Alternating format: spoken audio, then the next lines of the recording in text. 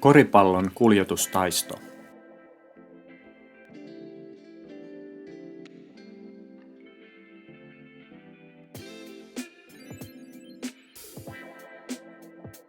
Jaa ryhmä 2 joukkueeseen. Pelin alussa kaikki kuljettavat palloa. Pelaajat yrittävät koskettaa vastustajan palloja. Jos oppilaan palloon osutaan tai hän menettää pallonsa, hän seisoo jähmettyneenä paikoillaan.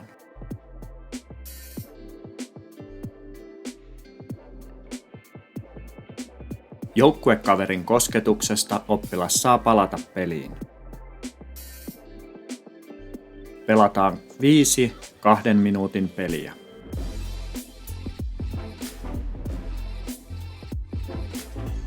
Joukkueen tulos on jähmettyneiden pelaajien määrä.